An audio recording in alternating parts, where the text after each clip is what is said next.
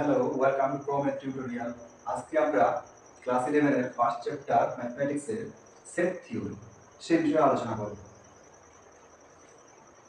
আচ্ছা, set theory আলোচনা করার আগে আমরা একটা বিষয় জেনে নেব, সেটা হচ্ছে আমাদের ইউটিউব চ্যানেল প্রমেট টিউটোরিয়াল। এখানে শুধুমাত্র ক্লাস 11 এবং 12 এর ম্যাথমেটিক্স বিষয়ের উপর বিভিন্ন টপিকে কনসেপচুয়াল এবং প্রবলেম সলভিং ভিডিওস প্রোভাইড করে থাকে। ঠিক আছে, তো আমরা জানবো এবার ক্লাস 11 এ আমাদের যে WBCSAC অর্থাৎ West Bengal council of higher secondary এডুকেশনের যে গত বছর থেকে যে সিলেবাসের পরিবর্তন ঘটেছে, অর্থাৎ সেমিস্টার যে সিস্টেম চালু হয়েছে, সেখানে আমাদের ফার্স্ট সেমে যে বিষয়গুলো আছে সিলেবাসে, আমাদের ম্যাথমেটিক্সের যে টপিকগুলো আছে বা ম্যাথমেটিক্সের যে সিলেবাসটা আছে, তাকে আমরা তিনটা ভাগে ভাগ করি। Number 1 sets and function, number 2 হচ্ছে অ্যালজেব্রা, নাম্বার 3 হচ্ছে আমাদের ক্যালকুলাস। তো আজকে আমাদের যে আলোচ্য বিষয় সেট থিওরি বা সেটস, এখানে এই চ্যাপ্টারটা আমাদের ফার্স্ট টপিক অর্থাৎ first part sets and function থেকে নেওয়া। ঠিক আছে, সেখানে প্রথম চ্যাপ্টার সেটস এন্ড ফাংশনের প্রথম চ্যাপ্টারই হচ্ছে আমাদের সেট তত্ত্ব। তো চলো দেরি না করে শুরু করি আমরা সেট তত্ত্ব। তোমরা সেট সম্পর্কে আগে 5 to 10 হোক মানে নিচু ক্লাসে কোনোদিনও পড়োনি, সুতরাং তোমাদের কাছে সেটটা একটা নতুন বিষয়। ঠিক আছে, তো এই সেট তত্ত্বটা খুবই একটা ইম্পর্টেন্ট ভাইটাল চ্যাপ্টার, যেটার উপর ডিপেন্ড করে তোমার হচ্ছে আমাদের রিলেশন ম্যাপিং ইত্যাদি চ্যাপ্টারগুলো আছে। তো সর্বপ্রথম আমরা সেট জানবো। তো চলো, সেট কি? আচ্ছা, আমরা সেট নামটার মধ্যে আমরা বুঝতে পারছি সেট কি কোনো একটা বস্তু বা একটা বিষয় না। যেমন আমরা যদি বলি যে এক বাটি সেট দাও বা এক সেট বাটি দাও, এক সেট বাটি দাও বা এক সেট থালা দাও বা এক সেট বই দাও, কোনো ক্লাসের এক সেট বই দাও, এর অর্থটা কি? আমরা কি একটা বই চাই না? ওই ক্লাসে যদি বলি যে ওই ক্লাস 10 এর এক সেট বই দাও বা ক্লাস 11 এর এক সেট বই দাও, অর্থাৎ ক্লাস 11 এর আমাদের যদি সায়েন্স ব্যাকগ্রাউন্ডের হয় তো সেখানে পিওর সায়েন্স এবং বায়ো সায়েন্সের দুটো পার্ট আছে। যদি পিওর সায়েন্স হয় তো তার এক সেট বলতে বোঝায় ফিজিক্স, কেমিস্ট্রি, ম্যাথমেটিক্স এবং বাংলা ইংলিশ থাকছে। আর যদি বলা হয় বায়োলজি ব্যাকগ্রাউন্ডে, বায়োলজি বায়ো সায়েন্সের যদি এক সেট বই চাওয়া হয় তাহলে বায়োলজির সঙ্গে ফিজিক্স, কেমিস্ট্রি এবং বাংলা ইংলিশ থাকছে। যদি আর্টসের একরকম বলা হয় তো এইরকম থাকবে হিস্ট্রি, জিওগ্রাফি, সংস্কৃত, বাংলা ইংলিশ এরকম। তার মানে কি আমরা বুঝতে পারলাম সেট বলতে একটা বিষয় বা একটা বস্তু না, সেট বলতে আমরা কতগুলি একাধিক বস্তুর কালেকশন বা সংকলনকে আমরা সেট বলবো, তাই না? তাহলে কি একাধিক বস্তুর কালেকশন বা সংকলন বা সমাহার বা সমষ্টি কে কি আমরা সেট বলতে পারবো না? তার জন্য তিনটে ক্রাইটেরিয়া হট করতে হবে। তিনটা, সে তিনটা কি চল দেখি। বলা হচ্ছে কি বস্তু সমূহের সংকলনকে সেট বলা হবে যখন নাম্বার 1 সংকলনটি অর্থাৎ কালেকশনটি বা সমষ্টিটি বা সমাহারটি সুসংজ্ঞাত হবে। সুসংজ্ঞাত অর্থাৎ সুসংজ্ঞাত বলতে কি বোঝাচ্ছে? ভালোভাবে বর্ণিত বা ভালোভাবে ডিফাইন করা থাকবে সংকলনটা। এটা আবার কি জিনিস? চলো একটা উদাহরণ দিয়ে আমি বোঝাচ্ছি।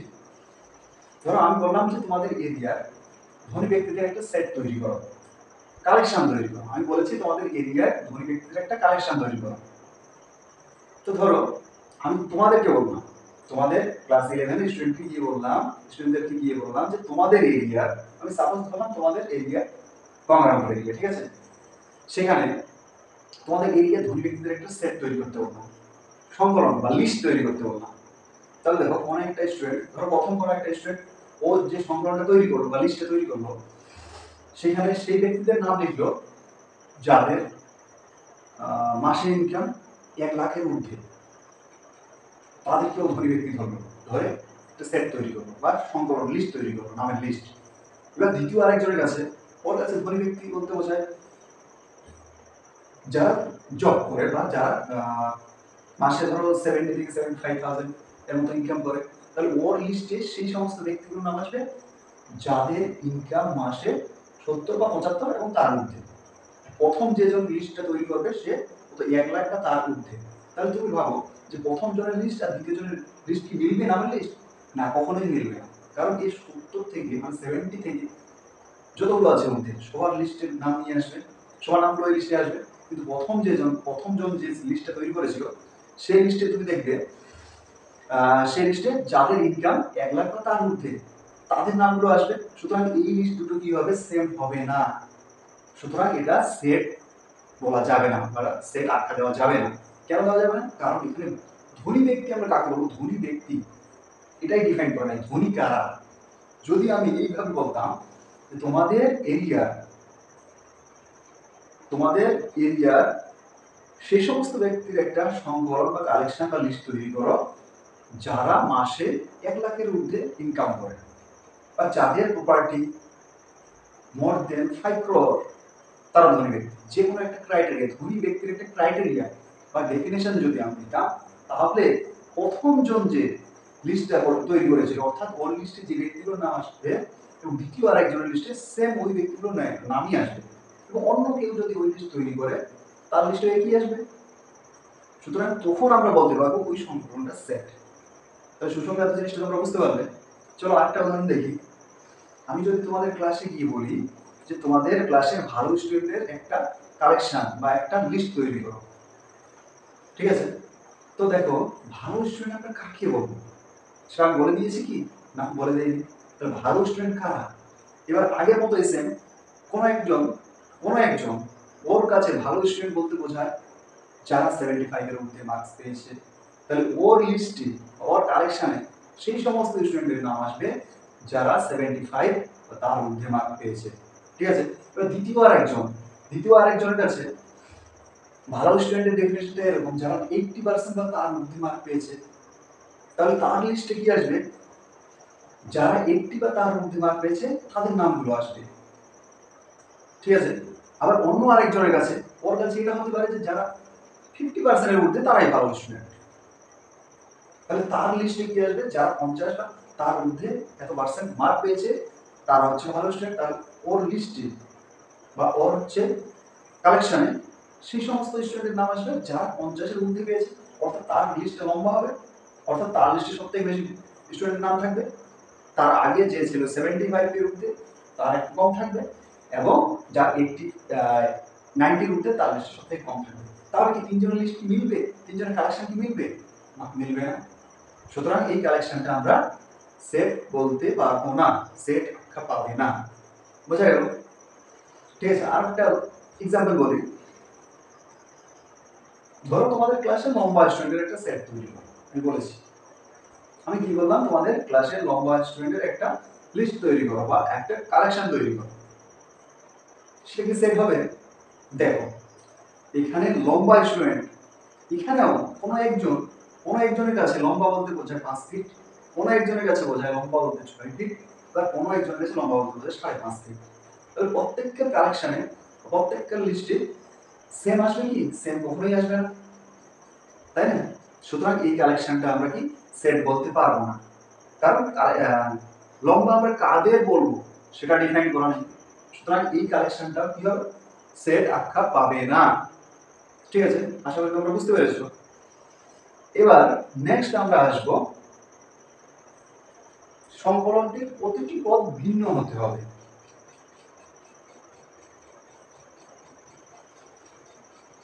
তার মানে কি? ওই কালেকশনের প্রত্যেকটা পদ আলাদা হতে হবে। ধরো আমি কি বললাম, সংকলন কালেকশন অর্থাৎ লিস্ট। আমরা সেটের ক্ষেত্রে দেখো এইভাবে সেগমেন্ট দিয়ে লিখে শুরু করি।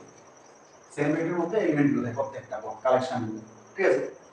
তো আমি যদি লিখি 2 3 4 5, 2 3 3 4 5, দেখো 2 3 4 5, 2 3 3 4 5, এই দুটোই কালেকশন, নম্বরের কালেকশন, সংখ্যার কালেকশন। তো এটা সেট হবে না এটা সেট হবে? তার জন্য আমাদের 2 নম্বর পয়েন্টটা দেখো, সংকলনের প্রতিটি পদ কি হতে হবে? ভিন্ন হতে হবে।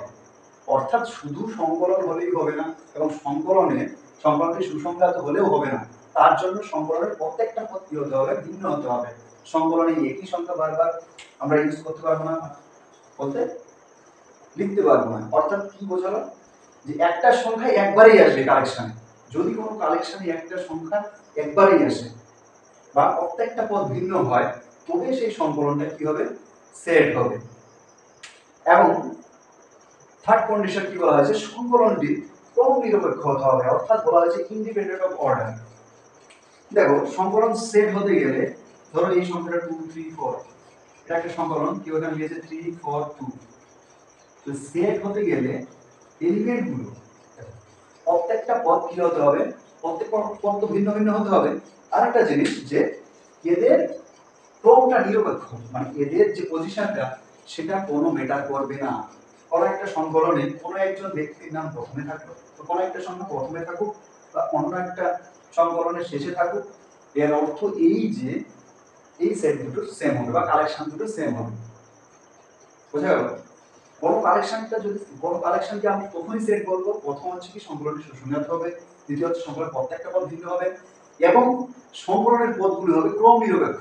এর মানেটা দাঁড়ালো যে আমি যদি 2 3 4 এটা একটা সেট, ঠিক আছে, কারণ এটা সুসংজ্ঞাত, মানে এলিমেন্ট দেওয়াই আছে। নেক্সট হচ্ছে প্রতিটি পদ ভিন্ন ভিন্ন দেওয়া আছে, সংকলনটি ক্রম নিরপেক্ষ, মানে এই সেটটাকে আমি অন্যভাবে লিখতে পারবো কিভাবে, দেখো 3 4 2, অন্য কেউ আরো লিখতে পারে 4 2 3। অর্থাৎ কি বোঝাচ্ছে যে কোনো একটা সেটে বা কোনো একটা কালেকশনে যদি কোনো ব্যক্তির নাম প্রথমে আসে বা কোনো সংখ্যা প্রথমে আসে, তো অন্য একটা কালেকশন যদি শেষে আসে তার মানে এই সংকলন দুটো একই, আলাদা নয়। ঠিক আছে, তো আমরা জানলাম সেট কাকে বলে।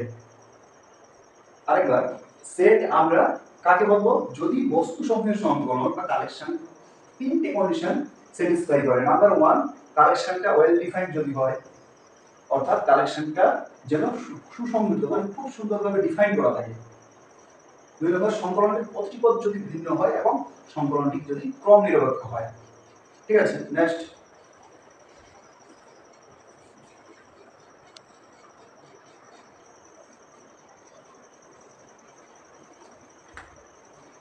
তাহলে নেক্সট আমরা কি জানবো, সেটের উপস্থাপনা। অর্থাৎ সেট আমরা কাকে বলি সেটা জানলাম, এবার সেটকে আমরা কিভাবে উপস্থাপন করব, প্রেজেন্ট কিভাবে করব, কিভাবে লিখব, তার দুটো ওয়ে আছে, দুটো পদ্ধতি আছে। একটাকে বলা হচ্ছে সম্বন্ধীকরণ বা রস্টার পদ্ধতি, ইংলিশে বলা হয় টেবুলার মেথড। আরেকটা হচ্ছে কি ধর্মভিত্তিক পদ্ধতি বা সেট বিল্ডার মেথড। এবার তার আগে একটা জিনিস আমি বলে দিই, সেটকে আমরা সর্বদাই কি দিয়ে লিখবো, সেকেন্ড ব্র্যাকেটের মধ্যে দিয়ে লিখবো। মানেটা কি, যে কোনো সেটের এলিমেন্টগুলোকে আমরা সেকেন্ড ব্র্যাকেটের মধ্যে কমা আকারে, মানে কমা কমা দিয়ে লিখবো। দেখো এখানে যেরকম লিখছি এইভাবে আমরা সেট লিখি। তাহলে আমি কি বললাম, সেটকে আমরা সেটের প্রত্যেকটা এলিমেন্ট আমরা কি করব, সেকেন্ড ব্র্যাকেটের মধ্যে একটা সেম ব্র্যাকেট দিয়ে ওর মধ্যে প্রত্যেকটা এলিমেন্ট কমা কমা দিয়ে লিখবো এবং শেষে সেম ব্র্যাকেট ক্লোজ করব। এইভাবে আমরা সেট রিপ্রেজেন্ট করি বা উপস্থাপন করি। এবার সেটের এলিমেন্টগুলো সবসময় আমরা কি স্মল লেটার, অর্থাৎ যদি অ্যালফাবেটাল তাহলে স্মল লেটার লিখবো এবং বাইরে সেটটার একটা যখন নাম দিব এ বি সি, সেটা অবশ্যই কি হবে, ক্যাপিটাল লেটার হবে। ঠিক আছে, তো ফার্স্ট আমরা কি জানবো, যে সেটের উপস্থাপনার ফার্স্ট পদ্ধতিটি কি হচ্ছে, ছক বন্ধীকরণ পদ্ধতি বা রস্টার পদ্ধতি বা টেবুলার পদ্ধতি, টেবুলার মেথড। আর নাম্বার 2 হচ্ছে কি ধর্মভিত্তিক পদ্ধতি বা সেট বিল্ডার মেথড। এবার ছক বন্ধীকরণ পদ্ধতি আমরা কাকে বলবো, যখন কোনো একটা সেট রিপ্রেজেন্ট করব কিভাবে, তার প্রত্যেকটা এলিমেন্ট উল্লেখ করে দেব।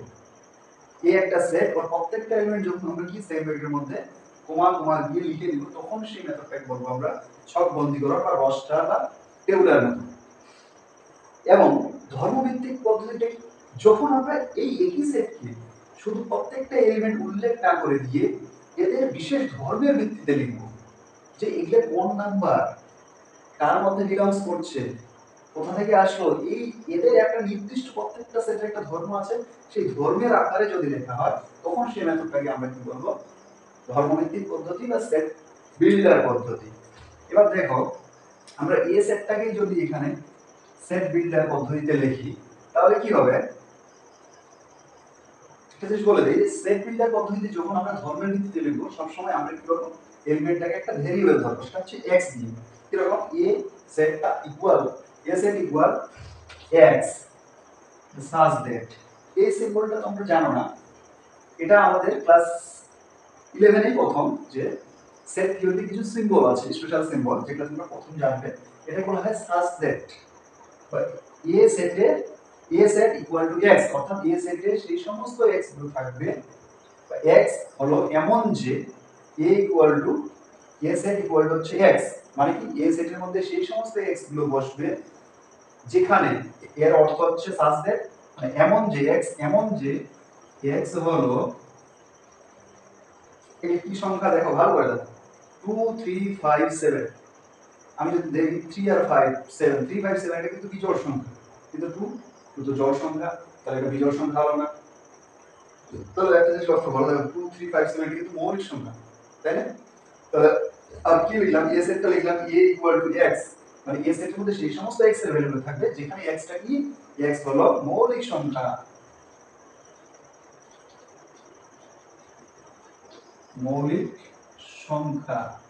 শুধু কি মৌলিক সংখ্যা, এখানে কি সমস্ত মৌলিক সংখ্যা দেওয়া আছে? না, একটা রেঞ্জ দেওয়া আছে কত থেকে কতর মধ্যে, 2 থেকে 7, অর্থাৎ 1 থেকে 10 এর মধ্যে মৌলিক সংখ্যা বলি না, এবং 1 less than x less than 10।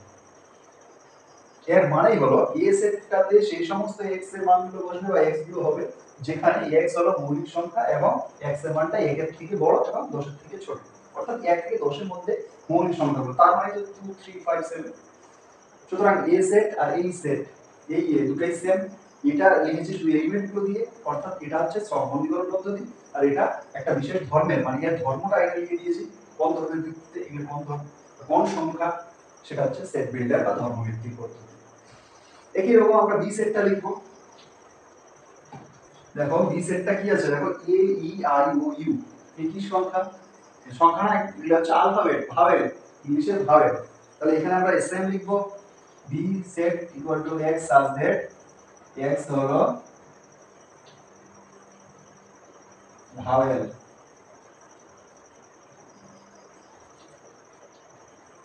Alphabet, L P S A B alphabet.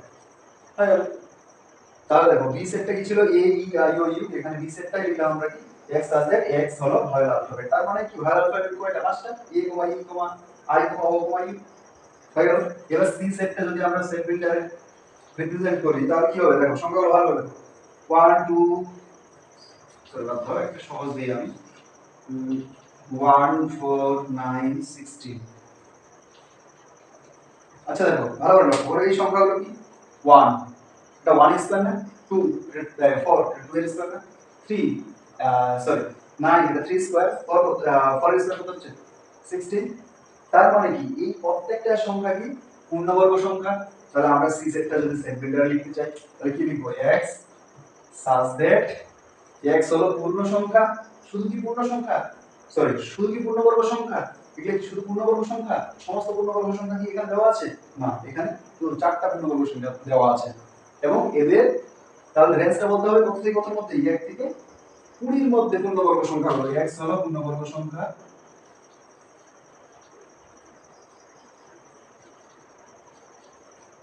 পূর্ণবর্গ সংখ্যা, এবং 1 less than x less than 20। তাহলে দেখো এখানে কি ছিল, 1 4 9 16, অর্থাৎ 1 4 9 16, এগুলো আমরা দেখতে পাচ্ছি এটা 1 স্কয়ার 2 স্কয়ার 3 স্কয়ার 4 স্কয়ার, অর্থাৎ এগুলো প্রত্যেকটাই কি পূর্ণবর্গ সংখ্যা, সংখ্যাগুলোর রেঞ্জ দেখো 1 থেকে 16 এর মধ্যে। তাহলে আমরা এটা যদি ধর্মভিত্তিক পদ্ধতিতে লিখতে চাই তাহলে কি হবে, c x such that x হলো পূর্ণবর্গ সংখ্যা, এবং সমস্ত পূর্ণবর্গ সংখ্যা কি এখানে লিখেছি আমি, না, 1 থেকে 2 এর মধ্যে। তো এখানে একটা জিনিস হবে, আমাদের ইকুয়াল হবে, কারণ 1 থেকে শুরু করে 1 একটা পূর্ণবর্গ সংখ্যা, তাহলে 1 less or equal x less than 2। এখানে যদি আমরা ইকুয়াল দেই কোনো সমস্যা নেই, পূর্ণবর্গ সংখ্যা থাকে, আমরা এইভাবে রেখে দিলাম। এটা হচ্ছে আমাদের সেটের উপস্থাপনা দুইটা ওয়ে। ঠিক আছে, আজকে এই পর্যন্তই। তাহলে তোমাদের যদি ভিডিওটা ভালো লাগে অবশ্যই কি করবে, লাইক করবে এবং বন্ধুদের মধ্যে শেয়ার করবে, এবং অবশ্যই চ্যানেলটি তোমরা কি করবে, সাবস্ক্রাইব করে রাখবে আমাদের ভিডিওগুলো সবার আগে পাওয়ার জন্য। ওকে, টাটা।